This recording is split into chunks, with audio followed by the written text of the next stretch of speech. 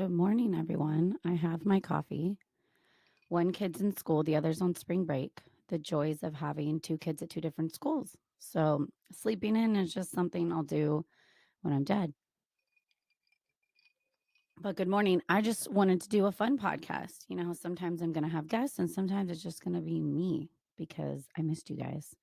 I used to call you guys my band aids because if you know, I'm obsessed with Almost Famous, Cameron Crowe's movie.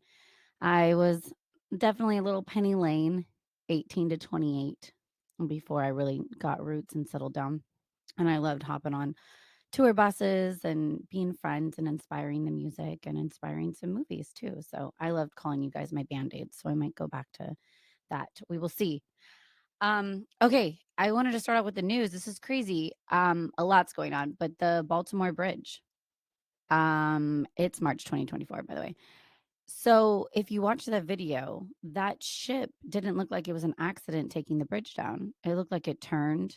And then I believe how many 8 people were injured and on the bridge at the time. I don't know about the people on the ship. Infrastructure breaking is concerning. Now, I'm not someone to jump and get really scared saying like they're coming after us, but the amount of also young, strapping 20-year-old Chinese men illegally crossing the border through southern Mexico.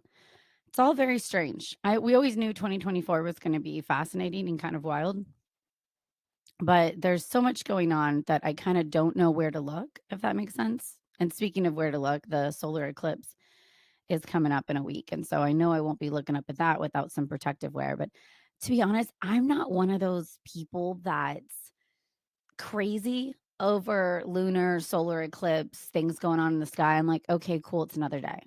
Do I love to read my horoscope? Yeah, that's kind of fun. I love to be like, read it, and it's like, you're going to be a piece of shit today. Like, there's some correct stuff, in the horoscopes. And so, speaking of 2024, I'm just curious. You guys can comment, DM me, email me, Trump or Biden? Trump or Biden? What are you guys doing?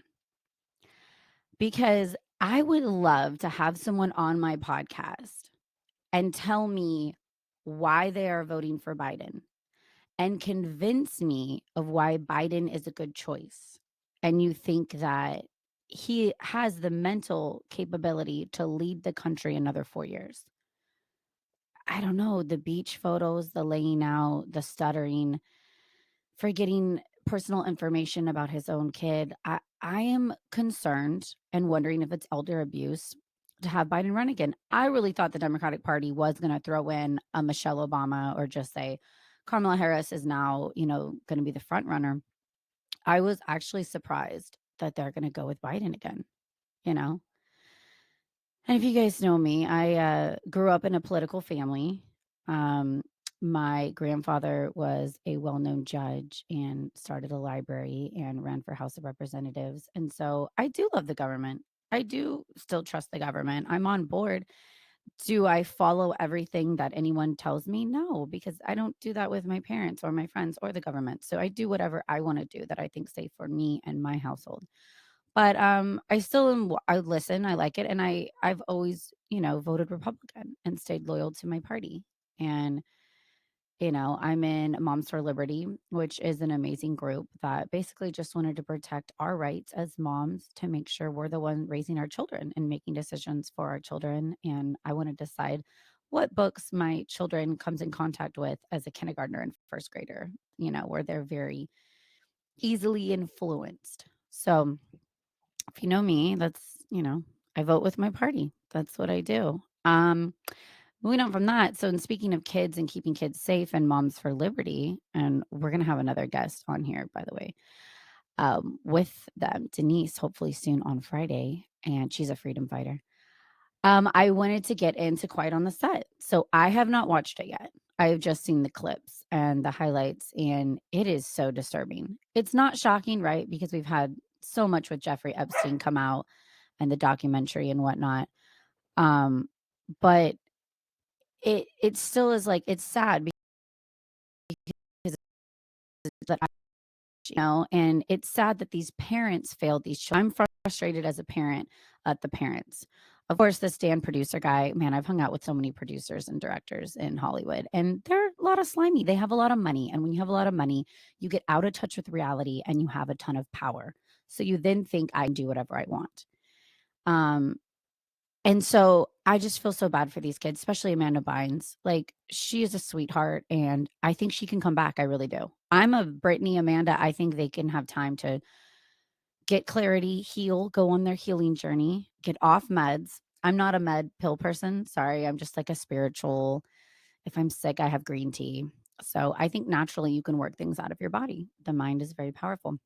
But I do want to see Quiet on the Set. I want to watch it more. And I just wanted to talk about my own experience, my own childhood.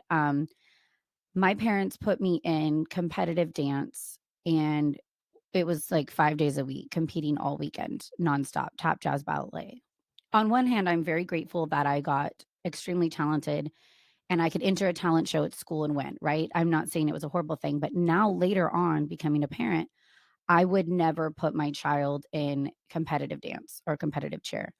We're wearing nothing to perform in on stage, and the judges are a lot of old men. Like, looking back, like, I barely had my boobs covered, and I'm like 3, 4, 5, 6, 7, 8, 9, 10. I did it till I was 14, but I started at 3, and I barely have my butt covered, and I'm in heavy makeup. It's almost like if you've seen the pageants, that's how competitive dancers get ready. And I have my hair completely done. So at a young age, I was taught, like, you need to look older and wear these revealing outfits, and you might win and do better on stage and put all the glitter on you. It kind of gets you ready to do burlesque later on in life. And then my parents got me glamour shots and put me in competitions where you, like, just look at a photo and you decide who's prettier to win awards from the photos at these dance competitions. And then I got into a pageant. I won Miss San Joaquin County, and that was great because it gave me scholarship money. I went on to Miss California, but I am against it. I have boys, so I'm not, like, worried about them really doing pageants, but if I had a daughter, I would not put them in it. I think it's sexualizing children at a young age, and it's inappropriate, and I'm also very against parents that are stage moms, stage dads on the side, and wanting to put their kids in entertainment at such a young age. I have no problem with my children when they turn 18. If they want to be in a band, if they want to go into acting, whatever they want to do, I have a couple people I could call and help them out. And I will be there right next to them, supporting them and helping them. Hey, I could Chris Jenner manager, but I will not momager until my kids are 18 and they're old enough to decide on their own what they want to do. Um, I don't like it. What else are we going to talk about today? Oh, I was gonna share because I some people wanted to know, like, the dating stories. I'm not gonna throw a bunch of people under the bus, and just give, like, details of dating in LA days, because obviously when you're in the radio and you interview celebs, sometimes you after an interview them, and it was actually pretty rare, like maybe once a year. But even once a year, I got to some pretty high profile relationships, got to find out that they're just real people like you and I that have struggles. But I did wanna share, I'd say, the funniest first date celeb story. So this was back in MySpace days because 'cause I'm just, a couple years older. So it's iced coffee time. So I'm on MySpace, and I get a message from Tom Green, and I'm like, "No way." I mean, Tom Green had just had his own show on MTV. This was the height of Tom Green, and I thought it was really funny. I still do. And I get a message, and I go, "No way, is this really him?" But I go to the page, and it's got enough followers, and it looks like it's really him. They didn't have blue check marks back then. And he's got his macaw that's on the show sometimes, the bird. So I was like, okay, I think that's Tom Green. So I'm messaging him for a while, and I'm like, this is going great. Well, he sets up to meet on Sunset Boulevard, some cafe. I remember what it was. And all of a sudden, the day of the date,